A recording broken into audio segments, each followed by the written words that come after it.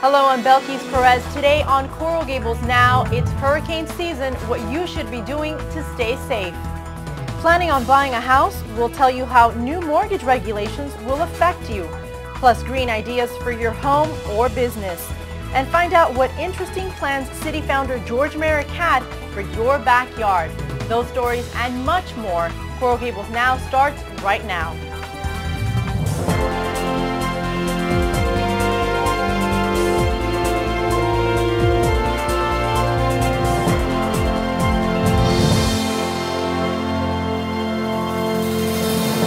Welcome to Coral Gables Now. I'm Belkis Perez. The weather may be perfect, but June 1st was the start of hurricane season. And although we've had a couple of years of relative calm, you should never let your guard down. Joining us now with more information on how Coral Gables residents can stay safe this hurricane season is Michael Villafana. He is the spokesperson for FPL. Thank you so much for being here. It's so wonderful to be here. Thank you for the invitation.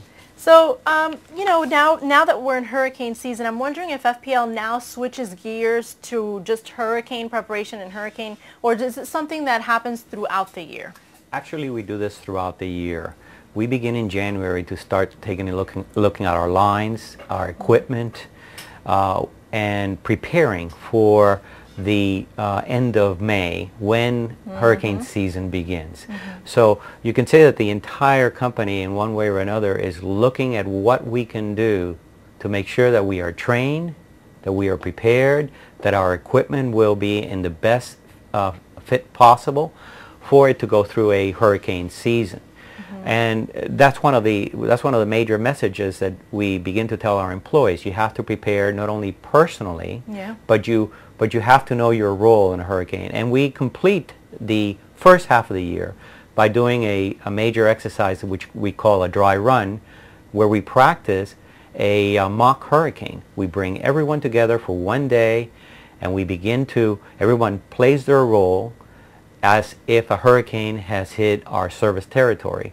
And that way everyone gets a very good idea of what it is that we expect of them if indeed we do have an active hurricane season. What do you expect from residents themselves, and what steps should they be taking at home for this season? Well, that's a very good question. Just like FPL is preparing, and we prepare year-round, a resident, now that in July, they should have began looking at this a little bit earlier, but there's still time. They should begin to look at their own personal plans. Am I going to stay at home? Am I going to leave the area? If they have a business, the same things. What do I need to prepare in a business setting? Do I have employees? What are they going to do? What are their plans? What are my extended family going to do? How are we going to take care of each other? So that plan needs to be done now when everything is quiet, when the sky is blue, when there are no problems. That's one of the things. We also tell folks that this is the time, at least from the FPL perspective, that if you do have a hurricane, hopefully we won't, but if we do have a hurricane, that you put all your documents in one place safely and have your account number in a safe place, that if you have to identify when you call the company and you have a problem, you have those records handy. That works not only for FPL, but for other accounts as well. And then as far as residents are concerned, there's a lot of trees in Coral Gables. Does that mean that people should start trimming their trees now? Is this a good time, or should they just leave it to professionals? I don't know what the... Well, that's another very good question, and certainly we have worked with Coral Gables and the government for many, many years in regards to their tree trimming and their vegetation. This is an area where the residents are very proud of their vegetation. Unfortunately, we also know that vegetation during a hurricane can also have an incredible impact on their homes and businesses. So now it's a time that if you haven't done it, you should go and take a look at your residence, and you should say to yourself, is that tree that is in my property may have an impact on that line or may fall on my house? And make a determination.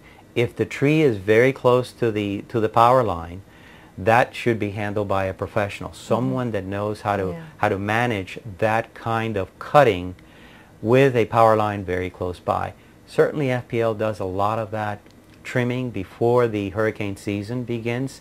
We do thousands and thousands of miles of vegetation management in the major lines as well as some of the lateral lines and some of what we call hot spots, areas that we see that the vegetation grows a lot. But certainly, in your own backyard, you can help us by making sure that you are trimming your vegetation to the extent that if there is a storm, your house and your property will be safeguarded. How about the other measures that FPL takes in order to just, be ready for the season, make sure that everything is in its best possible condition? What other steps do you take? Well, besides the training that goes on, culminating, as I said, with a major dry run to make sure that all our employees know what their functions are during a hurricane, we also do vegetation trimming, which I mentioned. We also do all the distribution lines, and we have undertaken, we're one of the only utilities in the state of Florida that has undertaken a major infrastructure hardening to make sure that our critical infrastructure in our cities are in a strong point that if indeed we have a hurricane, that infrastructure can continue to function even after a hurricane. So that entails hospitals, it entails communications, it entails police, fire, all those critical things that we will need.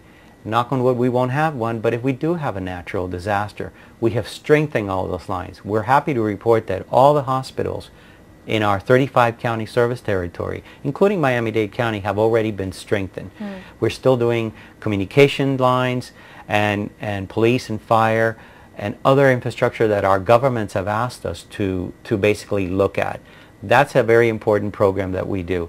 Why? Because if we are able to keep the heart and soul of a community, the emergency operations running after a natural disaster, we can turn our attention then to those areas. Exactly. And like residential areas, other areas, and we can bring them back up much, much quicker. The other thing we're doing is a program called thermal vision, which essentially we go out with a very special camera, and I have brought one here if you allow me. See. We brought a very special camera. It looks like any camcorder that you may have at home. Yeah. But this one in particular is one that takes thermal images. And it allows us to go and take a look at a pole, a line, a power line, and review it to see how hot it is working. In other words, electrical lines work at a particular heat level. But this camera can tell you if they're even hotter or cooler than that. If it's much hotter, we tag it to make sure that there is no problem there. It becomes very, very hot, we begin to change the equipment. And so with these kinds of cameras, we are now able to detect things that we couldn't see before. The heat, the way that the infrastructure is working, and we're able to go out there and beforehand change the equipment before something happens. And this is a great tool that we're using before the hurricane season and year long, but it makes a way for us to be able to detect problems before they happen. And we're using it here in Coral Gables and in other municipalities.